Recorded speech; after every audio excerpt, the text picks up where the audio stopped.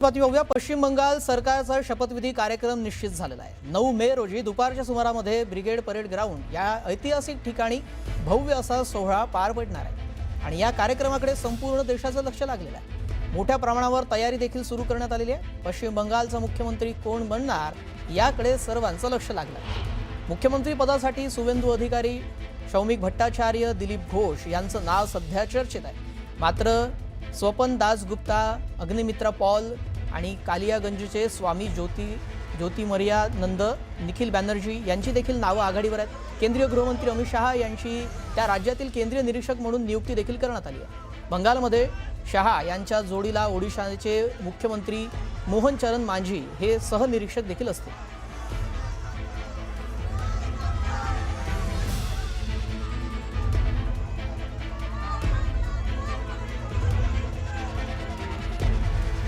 यानंतर पुढची बातमी बघूया. राज्य शासनाच्या भाषा संचालनालयानं राज्याच्या सेवेमध्ये असलेल्या राजपत्रित अधिकारी आणि कर्मचाऱ्यांसाठी हिंदी भाषा परीक्षा 28 जून रोजी घेण्याची घोषणा केली आहे आणि या परीक्षेला मराठी अभ्यास केंद्रानं विरोध केला. मराठी भाषिक राज्यामध्ये हिंदीची परीक्षा बहुतांश मराठी भाषिक असलेल्या कर्मचाऱ्यांच्या सेवा शर्तीचा भाग म्हणून घेण्याची आवश्यकताच काय, असा सवाल करत प्रस्तावित हिंदी परीक्षा तत्काळ रद्द करावी अशी मागणी करण्यात आली आहे. राजपत्रित अधिकारी आणि राजपत्रित कर्मचाऱ्यांसाठी हिंदी भाषा परीक्षा मुंबई, पुणे, नागपूर, छत्रपती संभाजीनगर या 4 विभागीय कार्यालयांच्या ठिकाणी घेण्यात येणार आहे आणि या परीक्षेलाच आता मराठी अभ्यास केंद्रानं आव्हान दिलं आहे. तर मनसे नेते संदीप देशपांडे यांनी देखील या निर्णयाचा कडाडून विरोध केला. आमच्या अधिकाऱ्यांना भाषा लादली तर तीव्र निषेध करणार, जबरदस्ती केली तर 28 जूनला परीक्षा केंद्रावर जो काही तमाशा होईल त्याला राज्य शासन जबाबदार असेल, असा इशारा देखील संदीप देशपांडेंनी दिला. राज्य शासनाने राजपत्रित आणि अराजपत्रित म्हणजे गॅझेटेड आणि नॉन गॅझेटेड अधिकाऱ्यांसाठी हिंदी भाषेची परीक्षा ठेवली आहे 28 जून रोजी आणि त्याचे आवेदनपत्र 20 मे पर्यंत भरायचे.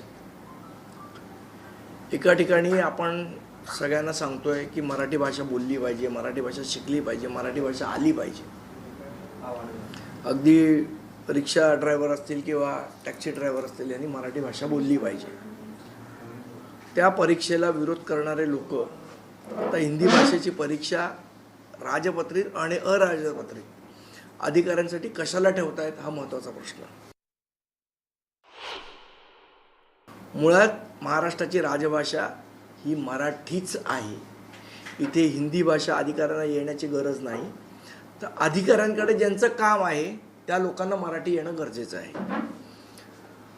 अशा पद्धतीने परीक्षा आमच्या अधिकाऱ्यांवर लादून हिंदी भाषेचा प्रचार आणि प्रसार करण्याचा प्रयत्न जर शासन करत असेल तर आम्ही त्याचा तीव्र शब्दात निषेध नोंदवतो. आपल्या माध्यमातून आमची शासनाला विनंती आहे की अशा प्रकारची कुठलीही परीक्षा या अधिकाऱ्यांसाठी आपण अनिवार्य करू नये आणि जर केली, जबरदस्ती जर केली तर 28 जूनला परीक्षा केंद्राच्या बाहेर जो काय तमाशा होईल त्याची संपूर्णतः जबाबदारी ही राज्य शासनाची असेल. दरम्यान हिंदी भाषेवरून पुन्हा एकदा मनसे आणि उबाठामध्ये दुमत असल्याचं पाहायला मिळतंय. कारण हिंदी भाषेवरून मनसे नेते संदीप देशपांडेंनी सरकारला धमकीवजा इशारा देत धारेवर धरलंय. तर आमचा हिंदी भाषेला विरोध नाही, पण राज्याची पहिली भाषा ही मराठी आहे. हिंदी, इंग्रजी या भाषा राष्ट्रीय स्तरावर काम करण्यासाठी गरजेची आहे, असं उबाठाचे खासदार संजय राऊत यांनी म्हटलंय. त्यामुळे मनसे आणि उबाठामधील दुमत समोर आलंय.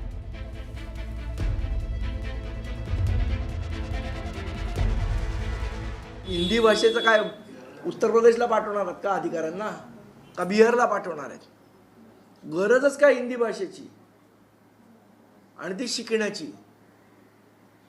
इथे जे महाराष्ट्रात लोक राहतात त्यांनी मराठी शिकावं आणि अधिकाऱ्यांची मराठीत बोलावं. अधिकाऱ्यांनी हिंदी भाषा शिकून त्यांच्याशी हिंदी भाषेत बोलावं अशी काय अपेक्षा नाही आहे त्यांच्याकडनं.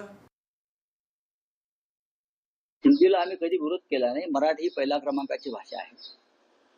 हिंदी असेल, इंग्रजी असेल, या ऐच्छिक भाषा आहेत आणि राष्ट्रीय स्तरावर काम करण्यासाठी इंग्रजी आणि हिंदीची आवश्यकता आहे. यानंतर पुढची बातमी पाहूया. पश्चिम बंगालच्या निवडणूक निकालानंतर राजकीय घडामोडींना चांगलाच वेग आल्याचं दिसतंय. मुख्यमंत्री ममता बॅनर्जी यांनी राजीनामा देण्यास नकार दिल्यानंतर राज्यात घटनात्मक पेच निर्माण होण्याची शक्यता व्यक्त केली जात आहे. आणि याच पार्श्वभूमीवर ज्येष्ठ विधिज्ञ उज्ज्वल निकम यांनी आपली प्रतिक्रिया देताना हा निर्णय आश्चर्यकारक असल्याचं म्हटलं. त्यांनी इशारा दिलाय की अशा भूमिकेमुळे कार्यकर्त्यांमध्ये चुकीचा संदेश जाऊन कायदा आणि सुव्यवस्थेचा प्रश्न निर्माण होऊ शकतो. तसेच मुख्यमंत्री म्हणून दीर्घ अनुभव राहिलेल्या ममता बॅनर्जी यांना घटनेतील तरतुदींची पूर्ण जाणीव आहे. जर त्यांनी राजीनामा देण्यास नकार कायम ठेवला तर राज्यपालांना हस्तक्षेप करून हंगामी मंत्रिमंडळ बरखास्त करण्याचा पर्याय उपलब्ध आहे. तसेच नव्याने निवडून आलेल्या पक्षांना सत्ता स्थापनेसाठी आमंत्रण दिलं जाऊ शकतं. दरम्यान हा पेच अधिकच वाढल्यास राज्यातील कायदा सुव्यवस्थेवर परिणाम होण्याची भीती व्यक्त केली जात आहे. त्यामुळे पुढील काही दिवसांमध्ये पश्चिम बंगालमधील राजकीय परिस्थिती कोणतं वळण घेते याकडे सर्वांचं लक्ष लागलं आहे. ममता दीदींनी राजीनामा दिला नाही तर राज्यपालांना हस्तक्षेप करावा लागेल. राज्यपाल सध्याचं जे हंगामी मंत्रिमंडळ आहे ते बरखास्त करू शकतात आणि बरखास्त करून जे नवीन निवडून आलेले पक्ष आहे भाजप त्यांना आमंत्रित करून त्यांना सत्ता स्थापनेसाठी निमंत्रित करावं लागेल. ही आपल्या घटनेमध्ये स्पष्ट तरतूद आहे. परंतु ममता दीदींनी जर हट्टीपणा असा चालू ठेवला तर कदाचित राज्यपालांना पुढचं निर्णायक पाऊल म्हणजे प्रतिबंध हे करावं लागेल आणि प्रतिबंध करताना त्यांची निश्चित मानहानी होईल याची तरी त्यांनी काळजी घेतली पाहिजे.